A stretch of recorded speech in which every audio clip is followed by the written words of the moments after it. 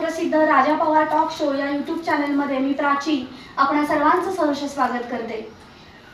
Usha Sai education ट्रस्टच्या वर्धापन दिनाच्या निमित्ताने या संस्थेच्या अध्यक्षा कविताजी उषा यांच्याशी आपण संवाद साधणार आहोत। नमस्ते कविताजी। सर्वप्रथम तुम्हाला खूप शुभेच्छा तुमच्या पुढच्या वाटचालीसाठी। आता आमच्या प्रेक्षकांना तुम्ही या ट्रस्टचा उद्देश काय आहे, वर्षभरामध्ये वर्धापन दिन आहे तर या वर्षभरामध्ये कोणत्या स्वरूपाची कामं संस्थेकडून झाली आणि पुढचा मोटिव्ह काय आहे? आपली संस्था जी आहे ती 9 जुलैला त्याचं रजिस्ट्रेशन झालं आहे 2024। तर त्याप्रमाणे आज आपला वर्धापन दिन आहे, वर्ष पूर्ण झालेलं आहे। या वर्षामध्ये आपले आहे एज्युकेशन अँड वेलफेअर सोसायटी। तर या वर्षामध्ये आपण 2 मेडिकल कॅम्प केलेले आहेत, एक आश्रमशाळेत केले आणि in general with medicines okay हे आपण प्रोव्हाइड केलेलं आहे। तेवढंच नाही तर जर मेडिकल कंडिशन्स कोणाचं जे एकदम अति आवश्यक ज्यांना असेल तर त्यांच्यापर्यंत सुद्धा हॉस्पिटलला कॉन्टॅक्ट करून मोफत उपचार त्यांचा होतो। असे 2 आपल्याकडे झालेले आहेत। आणि उद्देश मेन हे आहे की आपण रायगडमध्ये असून मला एक खंत अशी वाटायची नेहमी की आपल्याला रायगडमध्ये बेसिक्स मुलांपर्यंत पोचत नाही आहे। तर मी इथे तेच काम करते, जेणेकरून गावात जाऊन खेडेगावात जाऊन किंवा इतर माणगावची सुद्धा आपली जे आहेत मुलं त्यांच्यापर्यंत बेसिक नॉलेज शिक्षण आहे ते मी पोचवायचा प्रयत्न करते। या Usha Sai education welfare society म्हणजेच माझी आई, उषा म्हणजे माझ्या आईचं नाव आहे। तिचे फार खूप चांगले स्वप्न होतं, तर ते आज मी पूर्ण करण्यासाठी ह्या वाटेवरती आज आलेली आहे। सो बस अजून काही सेवा करत राहायचं आहे।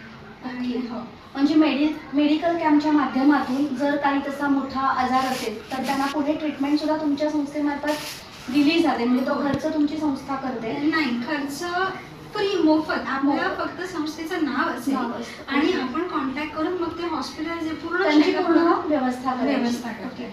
आणि हे जे गावोगावी मुलांना शिक्षण पोहोचवणं आहे ते नेमकं कोणत्या उद्देशाने? तर गावोगावी शाळा तर आहेत, एज्युकेशन अवेलेबल आहे, मग तुम्ही वेगळं काय करू इच्छित आहे त्याच्यामध्ये? तुमचा प्रयत्न काय आहे? जरी गावोगावी जर शाळा असतील तरी तिथे टीचर्स नाही आणि मुलं नाही।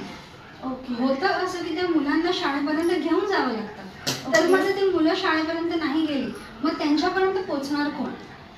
मग ते पोचण्याकरता मला झाली एक 6 वर्ष या माणगावमध्ये। माझा प्रयास हाच आहे त्या मुलांपर्यंत बेसिक पोचवणं, त्यांची ओव्हरऑल पर्सनॅलिटी जी आहे, जसं मूल आहे त्या पद्धतीने त्यांना शिक्षण देणं।